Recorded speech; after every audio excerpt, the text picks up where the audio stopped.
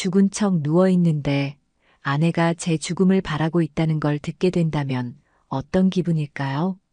저는 김민준입니다. 평범한 사업가였던 제가 이런 끔찍한 상황에 놓이게 될 줄은 꿈에도 몰랐어요. 그날 아침 눈을 뜨는 순간부터 뭔가 이상했습니다. 머리가 깨질 것 같이 아팠고 온몸이 쑤셔왔어요. 어디선가 들려오는 기계 소리와 소독약 냄새가 코끝을 자극했죠. 병원 냄새였습니다. 하지만 왜 제가 여기 있는지 기억이 나지 않았어요. 천천히 눈을 뜨려 했지만 눈꺼풀이 무거워서 쉽게 열리지 않더라고요. 그런데 익숙한 목소리가 들려왔습니다. 제 아내 박수진이의 목소리였어요. 수진이가 누군가와 대화를 나누고 있었는데 그 내용이 정말 충격적이었습니다. 수진이는 정말 깨어나지 않았으면 좋겠다고 말하고 있었거든요. 처음엔 잘못 들은 줄 알았어요. 하지만 계속 들어보니 제가 잘못 들은 게 아니었습니다. 수진이와 함께 있던 남자는 이도현이라는 사람이었어요. 이도현이라는 이름이 제 머릿속에서 빙빙 돌았지만 누구인지 기억이 나지 않았습니다. 두 사람은 제가 의식을 회복할 가능성이 희박하다며 안심하는 듯한 대화를 나누고 있었어요. 그리고 제가 깨어나지 못하면 자연스럽게 모든 게 자신들 손에 들어온다고 말했습니다. 제 회사와 재산을 가로채려는 계획을 세우고 있었던 거죠. 더 충격적인 건 경리 이지혜 씨를 횡령 혐의로 해고했다는 얘기였어요. 지혜 씨는 저희 회사에서 일하던 성실한 직원이었습니다. 횡령이라니 말도 안 되는 소리였어요. 지혜 씨가 그런 사람이 아니라는 걸 저는 누구보다 잘 알고 있었거든요. 두 사람의 대화를 들으면서 저는 점점 더 충격적인 사실을 깨달아갔습니다. 제가 교통사고를 당했다는 것, 그리고 제 아내 수진이가 낯선 남자 이도현과 함께 제 죽음을 바라고 있다는 것, 심지어 제 회사까지 가로채려 한다는 것, 믿을 수 없는 일이었어요. 결혼한 지 7년째였는데 수진이가 이런 사람이었다니. 두 사람은 또 한 달 정도 더 지나면 제가 회복할 가능성이 거의 없어진다고 했습니다. 그때까지 참고 기다린다면 모든 게 자신들 뜻대로 될 거라고 말이죠. 저는 이 모든 대화를 듣고도 꿈이라고 생각하고 싶었습니다. 하지만 아팠던 몸과 병원 냄새, 그리고 두 사람의 생생한 목소리가 이 모든 게 현실임을 증명하고 있었어요. 그 순간 간호사가 들어왔습니다. 아마 정은지 씨인 것 같았어요. 수진이의 목소리가 갑자기 다정해졌습니다. 연기를 하고 있는 거였죠. 은지 씨는 제 상태를 확인하면서 혹시 변화가 있는지 물어봤어요. 수진이는 아직 특별한 변화가 없다고 대답했습니다. 간호사가 나간 후 수진이와 이도현은 다시 본색을 드러냈어요. 은지 씨가 뭔가 이상하다고 의심하고 있다며 걱정하는 목소리였습니다. 두 사람은 또 보험금 얘기를 했어요. 제가 죽으면 10억 원 정도의 보험금이 나온다고 했습니다. 회사까지 합치면 50억 원 정도 될 거라고 말이죠. 제 목숨값을 돈으로 계산하고 있었던 겁니다. 그것도 제가 7년 동안 사랑한다고 믿었던 아내가 말이에요. 두 사람은 또 박성진 씨 얘기도 했습니다. 성진이는 제가 가장 신뢰하는 동료였는데 두 사람은 성진이를 해고하려고 계획하고 있었어요. 저와 너무 가까워서 나중에 문제가 될 수 있다는 이유였습니다. 그뿐만 아니라 다른 직원들도 절반 정도 해고하겠다고 했어요. 인건비를 줄여서 수익을 더 많이 내겠다는 계획이었습니다. 제가 오랫동안 함께 일해온 직원들을 절반이나 해고하겠다는 거였어요. 더 화가 났던 건 지혜 씨 사건을 이용해서 다른 직원들을 협박하고 있다는 것이었습니다. 다음은 누구 차례일까 봐서 모든 직원이 벌벌 떨고 있다고 했어요. 정말 비겁한 방법이었습니다. 그런데 지혜 씨의 횡령 혐의가 완전히 조작된 것이라는 사실도 알게 되었어요. 이도현이 회계 장부를 조작해서 지혜 씨가 돈을 빼돌린 것처럼 만들었다는 겁니다. 처음부터 지혜 씨를 함정에 빠뜨리려고 계획한 거였어요. 지혜 씨가 수진이와 이도현의 관계를 눈치채고 있었기 때문이었습니다. 만약 지혜 씨가 저한테 말했다면 모든 계획이 무너질 수 있었거든요. 그래서 미리 제거한 거였죠. 회계사무소까지 매수해서 완벽한 증거를 만들어냈다고 했습니다. 1,000만 원으로 회계사무소를 매수했다는 얘기를 들으니 정말 치가 떨렸어요. 이 모든 상황을 파악하면서 저는 심각한 위기에 처해 있다는 걸 깨달았습니다. 단순히 아내의 배신만이 아니라 제 목숨까지 위험한 상황이었거든요. 하지만 동시에 분노도 치밀어 올랐습니다. 저를 7년 동안 속였다는 것도 그렇고 제 재산을 노렸다는 것도 그렇고요. 그리고 무엇보다 제 목숨을 위험에 빠뜨렸다는 것이 용서할 수 없었습니다. 저는 이 상황에서 어떻게 빠져나갈지 계획을 세워야 했어요. 일단 계속 의식을 잃은 척하면서 더 많은 정보를 수집하고 그 다음에 반격을 해야겠다고 생각했습니다. 하지만 그 전에 제가 어떻게 이런 상황에 처하게 되었는지부터 정확히 파악해야 했어요. 혼자 남은 병실에서 저는 사고 당일 밤을 떠올려 보려고 했습니다. 천천히 기억을 더듬어 보니 조금씩 떠오르기 시작했어요. 그날 저녁 늦게까지 회사에 있었습니다. 중요한 계약서를 검토하고 있었거든요. 시간이 늦어서 집에 가려던 참이었는데 갑자기 수진이한테서 문자가 왔었어요. 평소와 다른 다급한 톤이었습니다. 지금 강변 쪽에 있는데 누군가가 자신을 쫓고 있어서 너무 무섭다는 내용이었어요. 한강 다리 근처에 있으니 빨리 와달라고 했습니다. 저는 급하게 차를 몰고 나갔어요. 수진이가 위험에 처했다는 생각에 정신이 없었거든요. 평소보다 훨씬 빠른 속도로 달렸죠.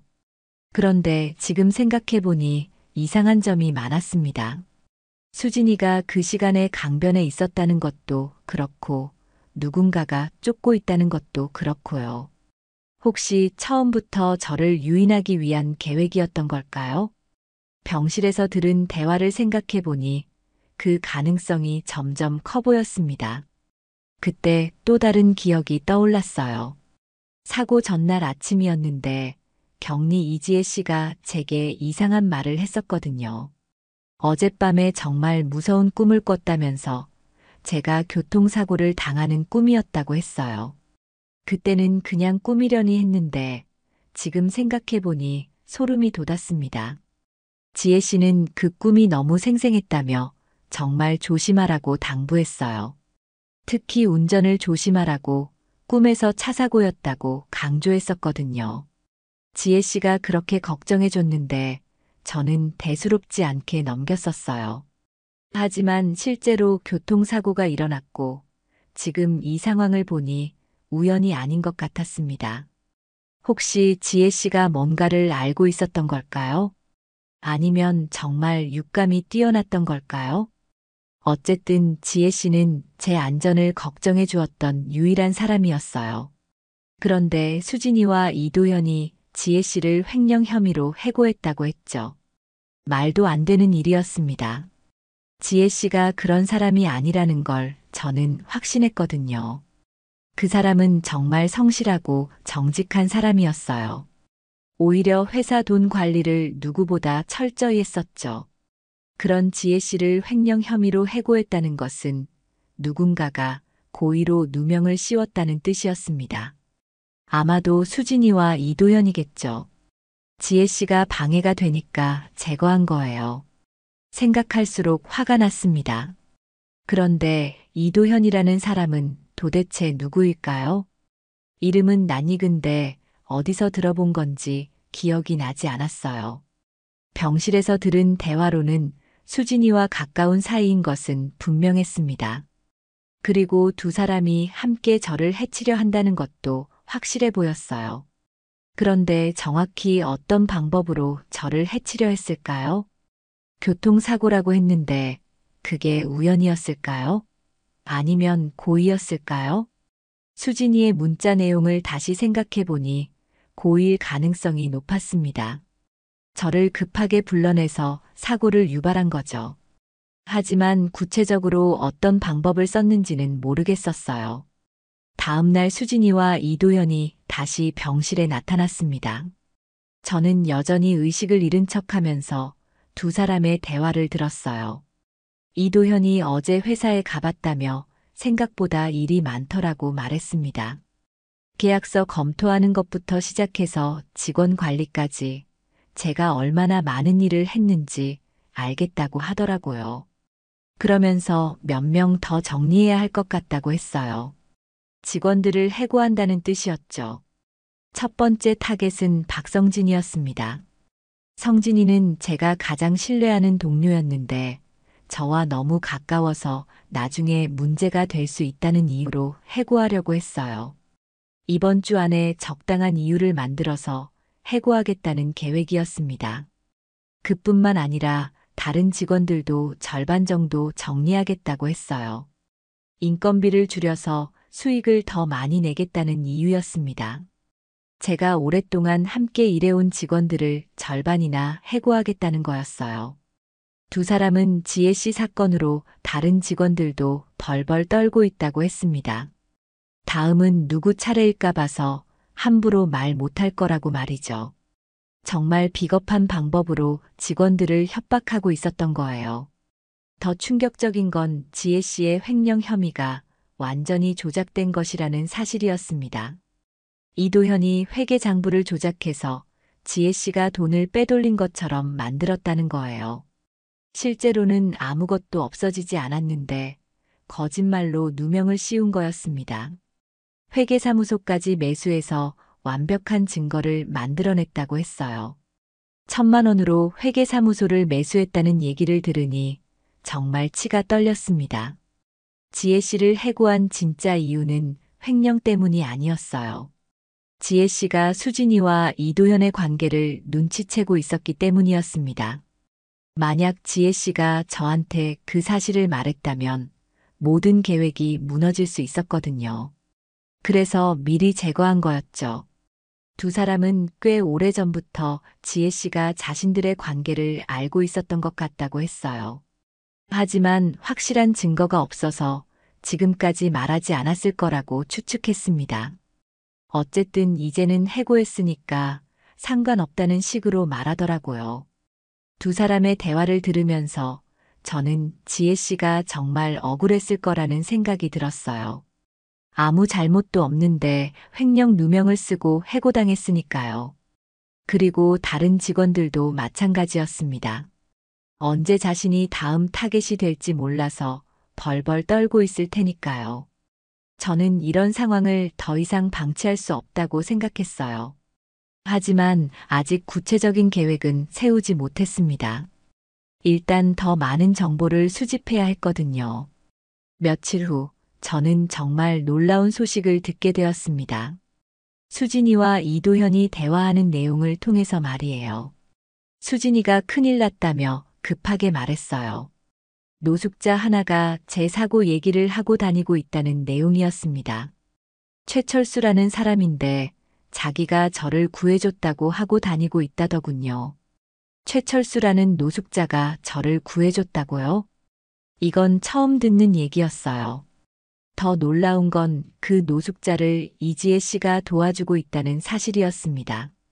수진이가 사람을 시켜서 알아봤다며 지혜 씨가 병원비까지 대주고 있다고 했어요. 그렇다면 최철수라는 노숙자가 사고 현장에 있었다는 뜻이네요. 그리고 저를 구해줬다고 하는 걸 보니 제가 위험에 처했을 때 도와준 사람인 것 같았어요.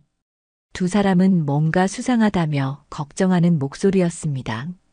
혹시 그 노숙자가 뭔가 알고 있는 건 아닐까 하면서 말이죠. 이도현은 그 노숙자가 어떤 얘기를 하고 다니는지 물어봤어요. 수진이는 자기가 교통사고 현장에서 저를 구해줬다고 차에서 꺼내줬다고 한다더군요. 차에서 꺼내줬다고요? 그럼 제가 차 안에 갇혀 있었다는 뜻인가요? 이도현이 그럼 자신들이 계획한 대로 안 됐다는 거라고 말했습니다. 역시 사고가 계획된 것이었네요. 수진이는 분명히 완벽하게 계획했는데 하필 그 시각에 노숙자가 지나갔을 줄 누가 알았겠냐고 답했어요. 그렇다면 제가 사고 나서 차 안에 갇혀 있을 때 최철수라는 노숙자가 저를 구해준 거네요. 만약 그 사람이 없었다면 저는 정말 죽었을 수도 있었어요. 두 사람은 그 노숙자가 뭔가 이상한 걸 봤을 수도 있다며 조심해야 한다고 했습니다. 직접 만나서 뭘 알고 있는지 확인해 봐야겠다는 계획을 세우더라고요. 만약 정말 뭔가 알고 있다면 어떻게 할 거냐는 대화도 나눴어요. 그리고 지혜 씨도 같이 처리해야 할 것 같다고 말했습니다. 처리한다는 말이 무서웠어요. 지혜 씨까지 해치려고 하는 건가요? 일단 두 사람이 만나지 못하게 하는 게 중요하다고 했습니다. 지혜 씨가 그 노숙자한테 뭘 들었을지 걱정된다는 얘기도 했어요. 제 사고 얘기뿐만 아니라 자신들이 현장에 있었다는 것까지 말했을 수도 있다는 거였죠. 현장에 있었다고요? 수진이와 이도현이 사고 현장에 있었다는 뜻인가요? 확실하지는 않지만 그럴 가능성이 있다며 빨리 처리해야 한다고 했습니다.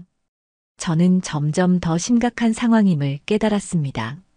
최철수라는 노숙자가 저를 구해줬다는 것도 놀라웠지만 그 사람이 위험에 처할 수도 있다는 게 더 걱정되었어요. 그리고 지혜 씨도 마찬가지였습니다.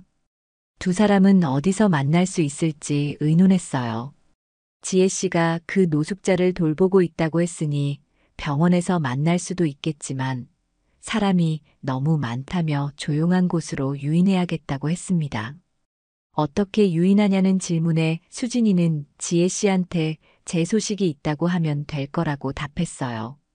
지혜 씨가 저를 얼마나 걱정하는데 당연히 올 거라는 식으로 말이죠.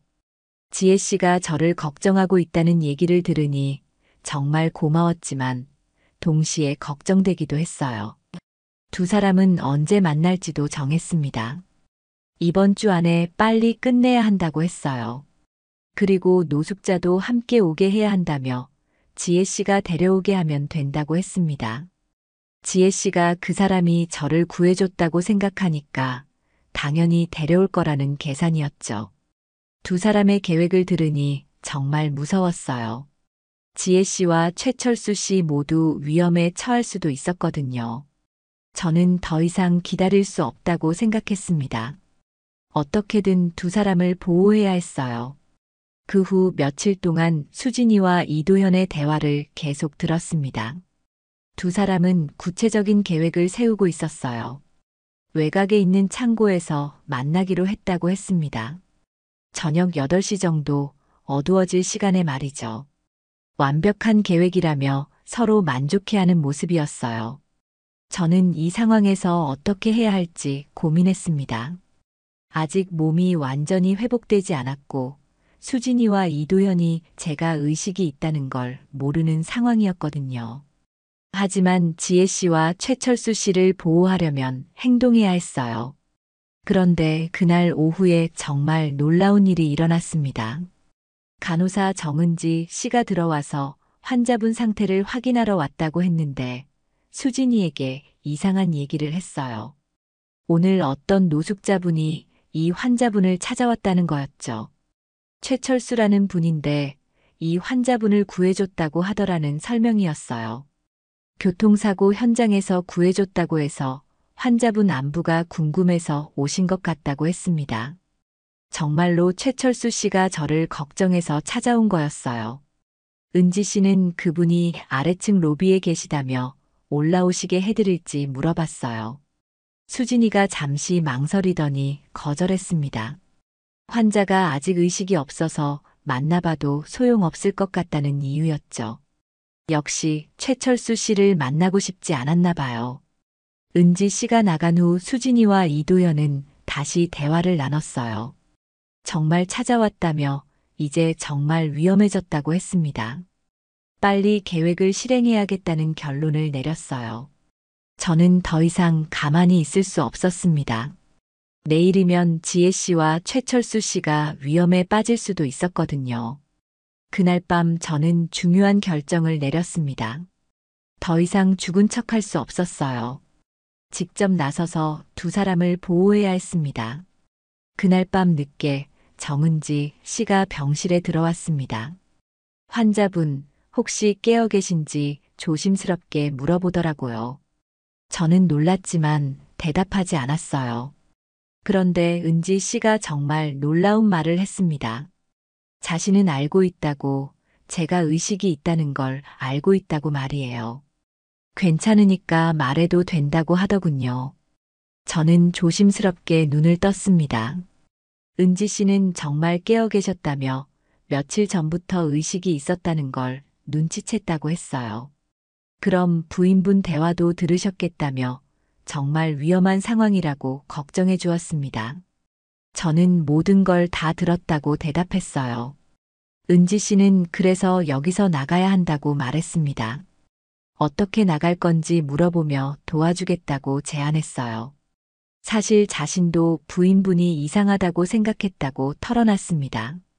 환자가 깨어나면 안 된다는 식으로 말하는 게 이상했다고 하더라고요.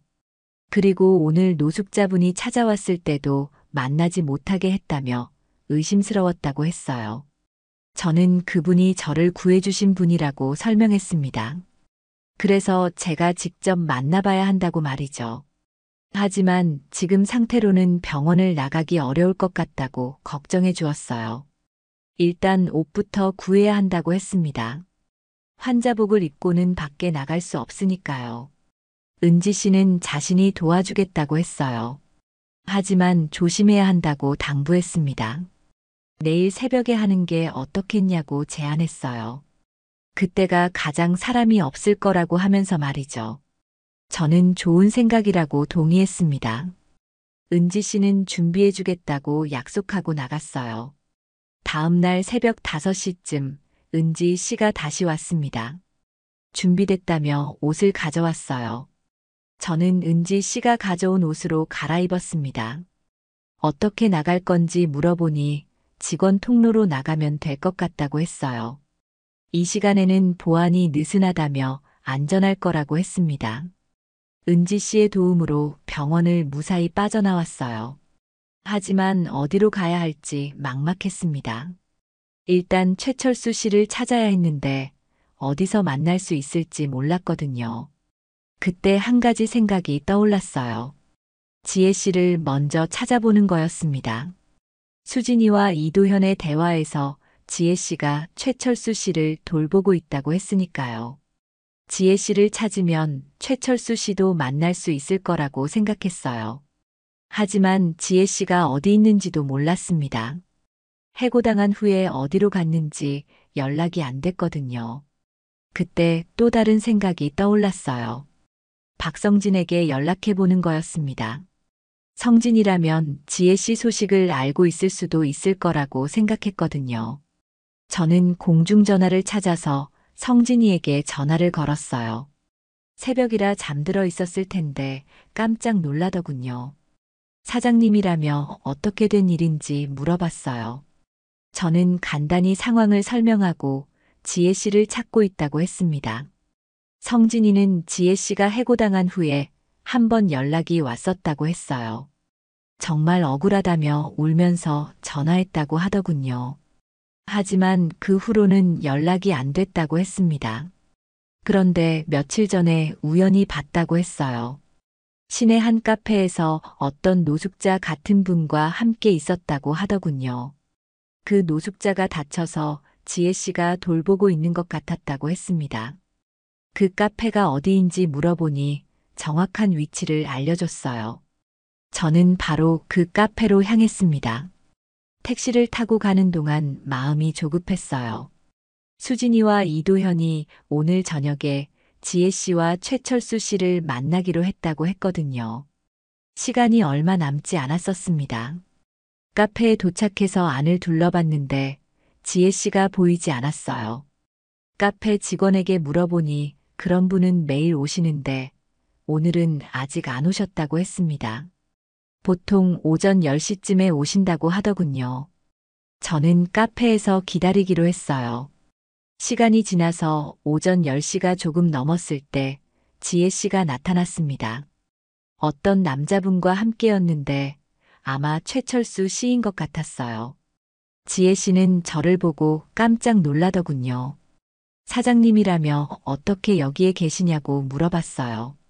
저는 지혜 씨와 최철수 씨를 안전한 곳으로 데리고 가서 모든 상황을 설명했습니다.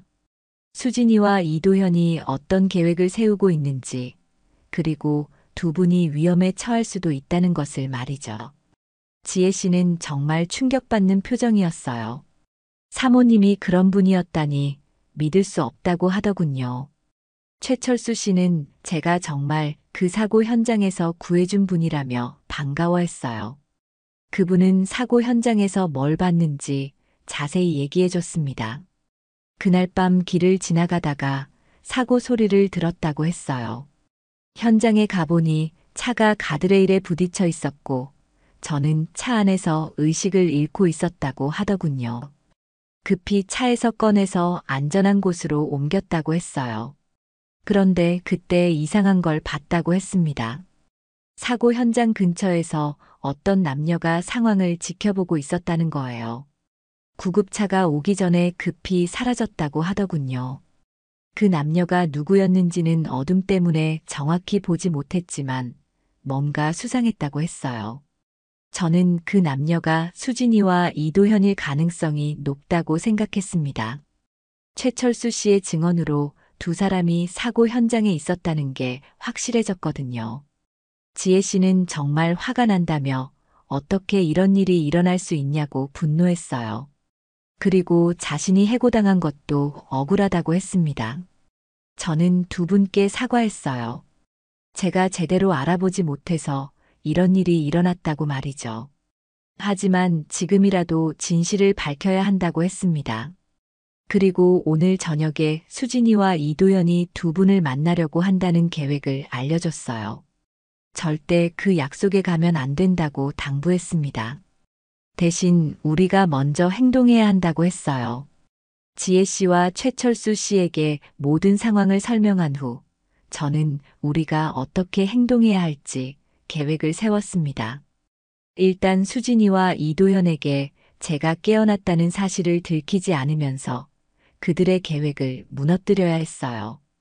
가장 먼저 해야 할 일은 증거를 확보하는 것이었습니다. 최철수 씨의 증언만으로는 부족했거든요. 더 확실한 증거가 필요했어요. 저는 성진이에게 다시 연락했습니다. 상황을 설명하고 도움을 요청했어요. 성진이는 정말 놀라면서도 기꺼이 도와주겠다고 했습니다. 우리는 오늘 저녁 수진이와 이도현이 지혜 씨와 최철수 씨를 만나려는 그 시간을 이용하기로 했어요. 대신 우리가 먼저 그 장소에 가서 대기하고 있다가 두 사람이 나타나면 그들의 대화를 녹음하는 거였죠. 그러면 범죄를 계획하고 있다는 확실한 증거를 잡을 수 있을 거라고 생각했습니다. 하지만 그 전에 해야 할 일이 있었어요. 제가 아직 병원에 있다는 것처럼 보이게 해야 했거든요. 만약 수진이가 병원에 가서 제가 없다는 걸 알면 모든 계획이 틀어질 수 있었어요. 그래서 은지 씨에게 부탁했습니다. 오늘 하루만 제가 아직 의식을 회복하지 못한 것처럼 해달라고 말이죠. 은지 씨는 흔쾌히 도와주겠다고 했어요. 저녁 시간이 되어서 우리는 수진이와 이도현이 정한 그 창고로 향했습니다. 외곽에 있는 한적한 곳이었어요. 정말 사람들 눈에 띄지 않는 완벽한 장소였죠. 우리는 미리 도착해서 숨어서 대기했습니다. 녹음기도 준비해두고 말이에요. 시간이 흘러서 저녁 8시가 조금 넘었을 때 수진이와 이도현이 나타났습니다. 두 사람은 주변을 둘러보며 지혜 씨와 최철수 씨가 오기를 기다리고 있었어요. 하지만 물론 두 분은 오지 않았죠. 시간이 지나도 나타나지 않자 수진이가 이상하다고 말했습니다. 분명히 올 거라고 했는데 왜 안 오냐며 이도현에게 물어봤어요. 이도현도 이상하다며 혹시 뭔가 눈치챈 건 아닐까 걱정했습니다. 두 사람은 점점 초조해하기 시작했어요. 그러다가 이도현이 정말 충격적인 말을 했습니다. 만약 그 두 사람이 뭔가 알고 있다면 아예 없애버리는 게 나을 것 같다고 말이에요. 없애버린다는 말에 저는 소름이 돋았습니다. 정말로 지혜 씨와 최철수 씨를 해치려고 했던 거였어요. 수진이도 그 말에 동의한다는 듯이 고개를 끄덕였습니다. 이 정도면 충분한 증거라고 생각했지만 두 사람은 더 놀라운 이야기를 계속했어요. 이도현이 그날 밤 사고에 대해서 자세히 얘기하기 시작했거든요. 민준이를 불러내는 것까지는 성공했는데 노숙자가 나타나서 계획이 틀어졌다고 했습니다. 원래는 차 안에서 그대로 죽게 놔둘 예정이었다고 하더군요. 하지만 최철수 씨가 저를 구해줘서 살아남게 됐다는 거였죠. 정말 계획적인 살인 미수였던 겁니다.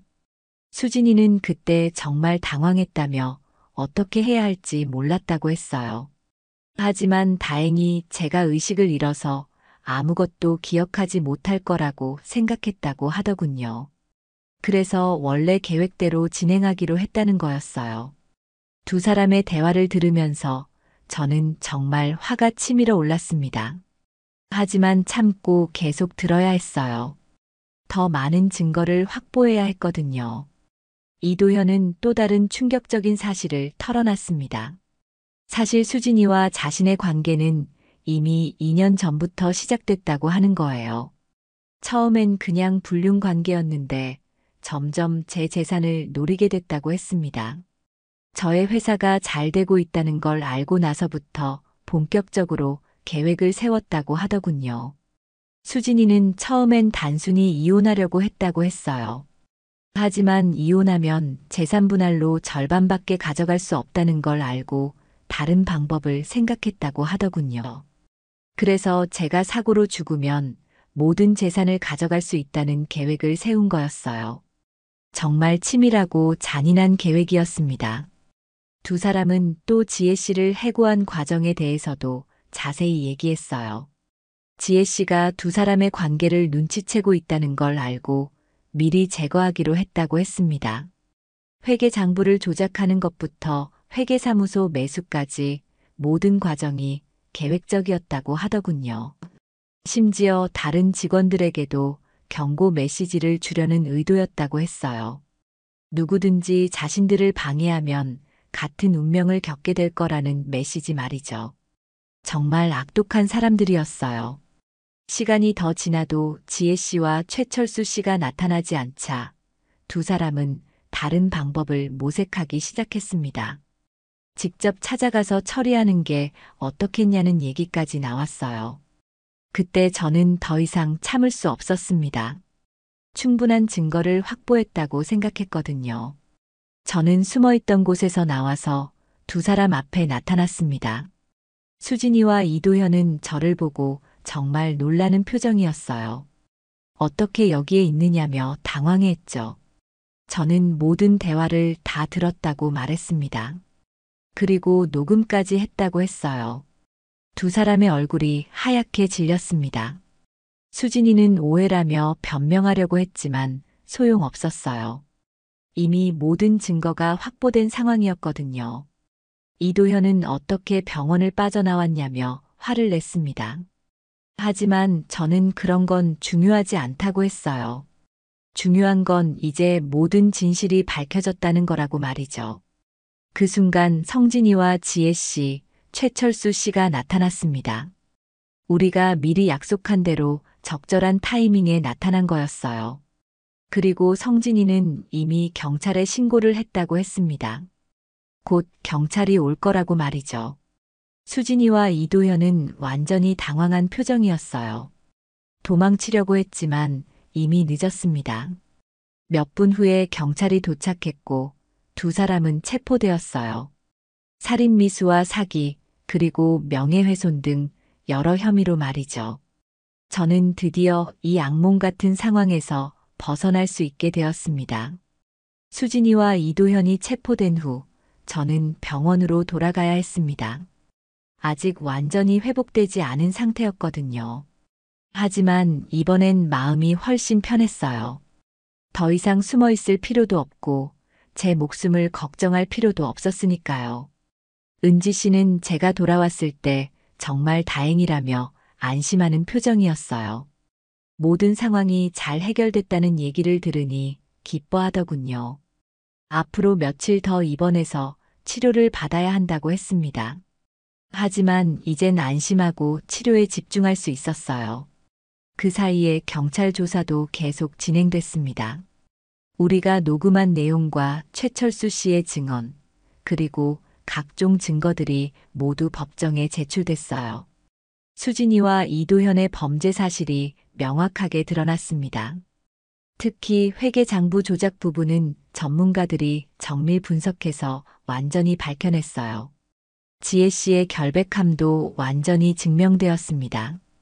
지혜 씨는 정말 기뻐했어요. 그동안 얼마나 억울했을지 생각하니 마음이 아팠습니다. 저는 지혜 씨에게 정식으로 사과했어요. 제가 상황을 제대로 파악하지 못해서 이런 일이 일어났다고 말이죠. 하지만 지혜 씨는 사장님 잘못이 아니라며 오히려 저를 위로해 주었습니다. 그리고 이제라도 진실이 밝혀져서 다행이라고 했어요. 최철수 씨에게도 정말 고마웠습니다. 만약 그분이 그날 밤 저를 구해주지 않았다면 저는 정말 죽었을 수도 있었거든요. 최철수 씨는 당연한 일을 했을 뿐이라며 겸손해했어요. 하지만 저에게는 생명의 은인이었습니다. 성진이도 정말 고마웠어요. 위험한 상황에서도 저를 도와줬거든요. 성진이가 없었다면 이 모든 계획이 성공하지 못했을 거예요. 병원에서 회복하는 동안 저는 앞으로의 계획을 세웠습니다. 일단 회사를 정상화해야 했어요. 수진이와 이도현이 저지른 일들을 하나하나 바로 잡아야 했거든요. 해고당한 직원들도 다시 복직시켜야 했고, 조작된 서류들도 모두 원상복구해야 했습니다. 특히 지혜 씨는 꼭 다시 모셔와야 한다고 생각했어요. 그분이 없으면 회사 운영이 어려울 거라고 생각했거든요.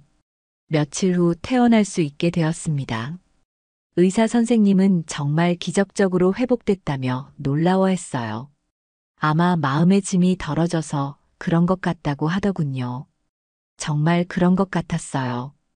그동안 얼마나 큰 스트레스를 받고 있었는지 모르겠더라고요.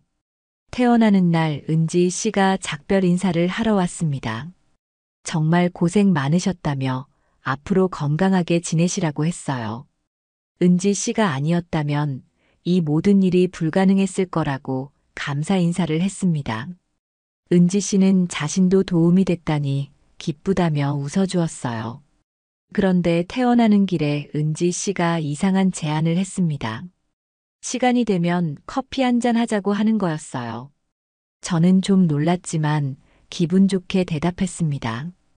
은지 씨는 이 모든 상황에서 저를 도와준 고마운 사람이었거든요. 회사에 돌아가니 직원들이 모두 반겨주었습니다. 그동안 얼마나 혼란스러웠을지 생각하니 미안했어요. 저는 전 직원을 모아놓고 그동안 있었던 일들을 솔직하게 털어놨습니다. 수진이와 이도현이 저지른 일들, 그리고 지혜 씨가 억울하게 해고당한 경위까지 모든 걸 설명했어요. 직원들은 정말 놀라는 표정이었습니다. 사모님이 그런 일을 저질렀다는 게 믿어지지 않는다고 하더군요. 저도 마찬가지였어요. 7년 동안 함께 살았는데 그런 사람인 줄 몰랐으니까요. 하지만 이제는 모든 게 끝났다고 말했습니다. 그리고 앞으로는 더 좋은 회사를 만들어 가자고 다짐했어요. 지혜 씨에게 다시 복직 제안을 했습니다. 지혜 씨는 처음엔 망설이는 것 같았어요. 그동안 너무 힘든 일을 겪어서 그런 것 같았습니다. 하지만 결국 받아들이겠다고 했어요. 사장님과 함께 일하고 싶다며 고마워했습니다. 저는 지혜 씨에게 이전보다 더 좋은 조건을 제안했어요. 그동안 겪은 고생에 대한 보상이라고 생각했거든요. 지혜 씨는 그럴 필요 없다며 사양했지만 저는 꼭 그렇게 하고 싶다고 했습니다. 최철수 씨에게도 특별한 제안을 했어요. 회사에서 일할 생각이 있는지 물어봤거든요. 최철수 씨는 자신 같은 사람이 회사에서 일할 수 있을지 의문스러워 했어요. 하지만 저는 능력보다는 인품이 더 중요하다고 생각한다고 말했습니다. 최철수 씨 같은 분이야말로 우리 회사에 꼭 필요한 사람이라고 했어요. 최철수 씨는 정말 감동하는 표정이었습니다. 그리고 열심히 하겠다며 제안을 받아들이겠다고 했어요. 성진이에게는 승진 제안을 했습니다. 이번 일에서 보여준 충성심과 능력을 인정해서 말이죠. 성진이는 정말 기뻐하며 앞으로 더 열심히 하겠다고 다짐했어요.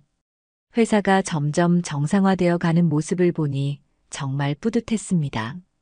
하지만 아직 해결해야 할 일이 많이 남아 있었어요. 수진이와 이도현의 재판이 시작되었습니다. 저는 중요한 증인으로 법정에 서게 되었어요. 그동안 겪었던 모든 일들을 법정에서 증언해야 했습니다. 정말 떨리는 순간이었지만 진실을 밝히기 위해서는 꼭 필요한 일이었어요. 수진이와 이도현은 법정에서도 끝까지 발뺌을 하려고 했습니다. 하지만 우리가 확보한 증거들은 너무나 명확했어요. 녹음 파일과 최철수 씨의 증언, 그리고 조작된 회계 장부까지 모든 증거가 그들의 범죄를 증명하고 있었거든요. 검사는 이것이 치밀하게 계획된 살인미수 사건이라고 주장했습니다. 단순한 사고가 아니라 재산을 노린 계획적 범죄라는 거였죠. 수진이의 변호사는 우발적인 감정 다툼이었다고 주장했지만 증거 앞에서는 무력했어요. 2년 동안 계획을 세웠다는 것과 회계 장부 조작, 그리고 회계사무소 매수까지 모든 게 계획적이었다는 게 명확하게 드러났거든요. 재판 과정에서 더 많은 진실들이 밝혀졌습니다. 수진이와 이도현은 저뿐만 아니라 다른 사람들에게도 피해를 입혔다는 사실이 드러났어요. 이도현은 이전에도 비슷한 범죄를 저지른 전과가 있었습니다. 다른 여성들을 꿰어서 재산을 가로채려 했던 일들이 밝혀진 거예요. 수진이는 처음에는 이도현에게 속았다고 주장했습니다. 하지만 법정에서 공개된 증거들을 보니 수진이도 적극적으로 계획에 참여했다는 게 분명했어요. 심지어 저를 유인하기 위한 문자 메시지도 수진이가 보낸 거였거든요. 재판이 진행되는 동안 저는 정말 복잡한 감정이었습니다. 7년 동안 사랑했다고 생각했던 사람이 실제로는 저를 죽이려고 했다는 사실을 받아들이기가 쉽지 않았어요. 하지만 동시에 진실이 밝혀진다는 안도감도 있었습니다. 지혜 씨와 최철수 씨도 중요한 증인으로 법정에 섰습니다. 지혜 씨는 자신이 겪은 억울한 일들을 담담하게 증언했어요. 어떻게 갑자기 횡령 혐의를 뒤집어 쓰게 되었는지, 그리고 그 과정에서 얼마나 고통스러웠는지를 말했습니다. 최철수 씨는 사고 현장에서 목격한 내용을 자세히 증언했어요. 특히 현장 근처에서 상황을 지켜보던 남녀에 대한 증언이 중요했습니다. 그 증언 덕분에 수진이와 이도현이 사고 현장에 있었다는 사실이 명확하게 입증되었어요. 성진이도 증인으로 나서서 회사에서 일어난 일들을 증언했습니다. 수진이와 이도현이 어떻게 회사를 장악하려고 했는지, 그리고 직원들을 어떻게 협박했는지를 상세히 설명했어요.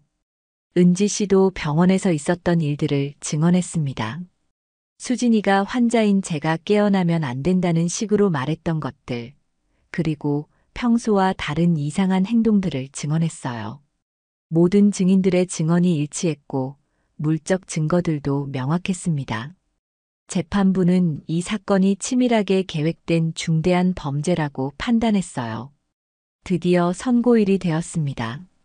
법정에는 많은 사람들이 몰려들었어요. 언론에서도 큰 관심을 보였거든요. 재산을 노린 부부 살인미수 사건으로 화제가 되었거든요. 판사는 이 사건이 매우 중대한 범죄라고 명시했습니다. 단순한 사고가 아니라 치밀하게 계획된 살인미수라는 거였죠. 그리고 피해자뿐만 아니라 다른 무고한 사람들에게도 큰 피해를 입혔다고 지적했어요. 수진이는 살인미수와 사기, 명예훼손 등의 혐의로 징역 10년을 선고받았습니다. 이도현은 더 무거운 형을 받았어요. 살인미수 외에도 이전 범죄들이 고려되어서 징역 15년을 선고받았습니다. 선고를 듣는 순간 수진이는 울음을 터뜨렸어요. 하지만 이미 늦었습니다. 저는 그 모습을 보면서도 별다른 감정이 들지 않았어요. 이미 제 마음속에서 수진이에 대한 모든 감정이 사라져버렸거든요. 법정을 나서면서 저는 정말 모든 게 끝났다는 안도감을 느꼈습니다. 이제 진짜로 새로운 시작을 할 수 있게 된 거였어요. 지혜 씨와 최철수 씨, 성진이와 은지 씨가 모두 저를 축하해 주었습니다. 정말 고마운 사람들이었어요. 이런 분들이 있어서 이 어려운 시기를 극복할 수 있었던 것 같아요. 법정을 나서는 길에 기자들이 몰려들었습니다. 소감을 물어보더군요. 저는 간단하게 대답했어요. 진실이 밝혀져서 다행이고 도와주신 모든 분들께 감사하다고 말이죠. 그리고 이제는 정말 새로운 시작을 하고 싶다고 했습니다. 집으로 돌아가는 길에 저는 정말 홀가분한 기분이었어요. 그동안 얼마나 무거운 짐을 지고 있었는지 그때 알았거든요. 이제 그 짐을 모두 내려놓을 수 있게 된 거였습니다. 하지만 동시에 새로운 고민도 생겼어요. 앞으로 어떻게 살아가야 할지에 대한 고민이었습니다. 그동안 제가 믿고 의지했던 모든 것들이 무너져 버렸거든요. 하지만 절망적이지는 않았어요. 오히려 새로운 기회라고 생각했습니다. 이제 진짜 제가 원하는 삶을 살 수 있게 된 거라고 말이죠. 그리고 저를 도와준 소중한 사람들과 함께 새로운 출발을 할 수 있게 된 거였어요. 재판이 끝난 후 저는 본격적으로 새로운 삶을 시작했습니다. 먼저 회사를 완전히 정상화하는 일부터 시작했어요. 수진이와 이도현이 저지른 모든 일들을 바로 잡아야 했거든요. 지혜 씨는 예전보다 더 중요한 역할을 맡게 되었습니다. 단순한 격리가 아니라 고객관계 담당 매니저로 승진시켰어요. 그동안 겪은 고생에 대한 보상이기도 했고, 지혜 씨의 능력을 인정한 결과이기도 했습니다. 지혜 씨는 정말 기뻐하며 열심히 일했어요. 그리고 놀랍게도 고객들과의 관계에서 정말 뛰어난 능력을 보여줬습니다. 세심하고 친절한 성격이 고객 관리에 딱 맞았던 거죠. 성진이는 운영 매니저로 승진했습니다. 이번 일에서 보여준 충성심과 판단력을 인정받은 결과였어요. 성진이는 승진 후에도 겸손한 자세를 유지하며 더욱 열심히 일했습니다. 회사 전체적인 운영을 책임지면서도 직원들과의 관계를 잘 유지해 나갔어요. 최철수 씨에게는 보안 및 물류 담당이라는 특별한 역할을 맡겼습니다. 처음엔 최철수 씨가 자신이 그런 일을 할 수 있을지 걱정했어요. 하지만 저는 최철수 씨의 성실함과 책임감을 믿었습니다. 그리고 그 믿음은 정확했어요. 최철수 씨는 정말 성실하게 일했고 회사 보안과 물류 관리에서 뛰어난 능력을 보여줬습니다. 특히 야간 보안 업무에서는 그 누구보다 철저했어요. 회사 직원들도 처음엔 조금 어색해했지만 시간이 지나면서 최철수 씨의 인품을 인정하게 되었습니다. 성실하고 정직한 최철수 씨의 모습을 보면서 많은 것을 배웠다고 했어요. 회사 분위기도 이전보다 훨씬 좋아졌습니다. 수진이와 이도현 때문에 불안해했던 직원들이 안정을 찾게 되었거든요. 더 이상 언제 해고당할지 걱정할 필요가 없어졌으니까요. 대신 능력에 따라 정당하게 평가받고 승진할 수 있다는 확신을 갖게 되었어요. 그 결과 전체적인 업무 효율성도 크게 향상되었습니다. 직원들이 불안해하지 않고 안정된 마음으로 일할 수 있게 되었거든요. 매출도 이전보다 오히려 더 좋아졌어요. 개인적으로는 은지 씨와의 관계가 조금씩 발전하고 있었습니다. 처음엔 그냥 고마운 마음으로 시작된 만남이었어요. 병원에서 저를 도와준 것에 대한 감사 표현이었죠. 하지만 시간이 지나면서 은지 씨의 따뜻하고 진실한 마음에 점점 끌리게 되었습니다. 은지 씨도 저에게 관심을 보이는 것 같았어요. 물론 아직 연인 관계까지는 아니었지만 서로에게 특별한 감정을 갖고 있다는 걸 알 수 있었습니다. 주말마다 함께 커피를 마시거나 산책을 하면서 서로에 대해 더 많이 알아가고 있었어요. 은지 씨는 정말 따뜻하고 배려심 많은 사람이었습니다. 환자들을 돌보는 일에 진심으로 임하고 있었고, 항상 다른 사람을 먼저 생각하는 마음을 가지고 있었어요. 저는 은지 씨와 함께 있을 때 정말 편안함을 느꼈습니다. 수진이와 있을 때는 느껴보지 못했던 진정한 안정감이었어요. 서로 속마음을 터놓고 대화할 수 있었고, 함께 있는 시간이 정말 소중했습니다. 어느 날 은지 씨가 제게 말했어요. 저와 함께 있을 때 정말 행복하다고, 그리고 저 같은 사람을 만나서 감사하다고 말이죠. 저도 같은 마음이라고 대답했어요. 은지 씨가 아니었다면 이 모든 일들을 극복할 수 없었을 거라고 말이죠. 그렇게 우리는 자연스럽게 연인 관계로 발전하게 되었습니다. 회사 직원들도 저와 은지 씨의 관계를 축복해 주었어요.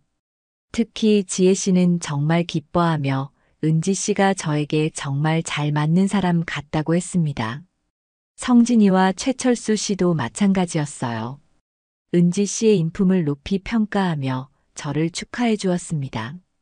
이제 저는 정말 완전히 새로운 삶을 살고 있었습니다. 믿을 수 있는 동료들과 함께 회사를 운영하고 진심으로 사랑할 수 있는 사람과 함께 시간을 보내고 있었어요. 과거의 아픈 기억들은 점점 희미해져 갔습니다. 물론 완전히 잊을 수는 없겠지만 더 이상 그 기억들이 저를 괴롭히지는 않았어요. 대신 그 경험을 통해 진정으로 소중한 것이 무엇인지 깨달을 수 있었습니다. 돈이나 재산보다는 진실한 마음을 가진 사람들과의 관계가 훨씬 더 중요하다는 것을 말이죠. 어느 날 저는 지혜 씨, 성진이, 최철수 씨, 그리고 은지 씨와 함께 식사를 했습니다. 정말 소중한 사람들과 함께하는 시간이었어요. 그 자리에서 저는 모든 분들께 다시 한번 감사 인사를 드렸습니다. 이분들이 아니었다면 저는 지금 이 자리에 있을 수 없었을 거라고 말이죠. 지혜 씨는 그런 말씀 마시라며 자신들도 사장님 덕분에 새로운 기회를 얻게 된 거라고 했어요. 성진이는 앞으로도 계속 함께 좋은 회사를 만들어 가자고 다짐했습니다. 최철수 씨는 자신 같은 사람에게 이런 기회를 주신 것에 대해 평생 감사하겠다고 했어요. 은지 씨는 저와 만나서 정말 행복하다며 앞으로도 함께 걸어가고 싶다고 말했습니다. 그 순간 저는 정말 큰 행복을 느꼈어요. 진정한 가족 같은 사람들을 얻게 된 거라는 생각이 들었거든요.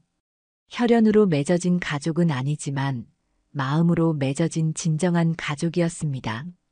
그 후로도 저희는 계속해서 함께 성장해 나갔어요. 회사는 더욱 발전했고 개인적인 관계들도 더욱 깊어졌습니다. 은지 씨와는 결혼까지 생각하고 있어요. 아직 구체적인 계획을 세운 건 아니지만 서로 그런 마음을 갖고 있다는 걸 알고 있습니다. 이제 저는 정말 행복한 삶을 살고 있어요. 과거의 아픈 경험들이 오히려 현재의 행복을 더욱 소중하게 만들어주고 있습니다. 배신과 절망을 겪었기 때문에 진정한 믿음과 사랑의 가치를 알게 되었거든요. 그리고 무엇보다 저를 진심으로 아끼고 사랑해주는 사람들이 곁에 있다는 것이 가장 큰 행복입니다. 앞으로도 이 소중한 사람들과 함께 더 많은 좋은 추억을 만들어가고 싶어요. 그리고 언젠가는 제가 받은 도움을 다른 어려운 사람들에게 베풀 수 있는 사람이 되고 싶습니다. 이것이 저에게 새로운 삶을 선물해준 모든 분들에게 보답하는 길이라고 생각해요.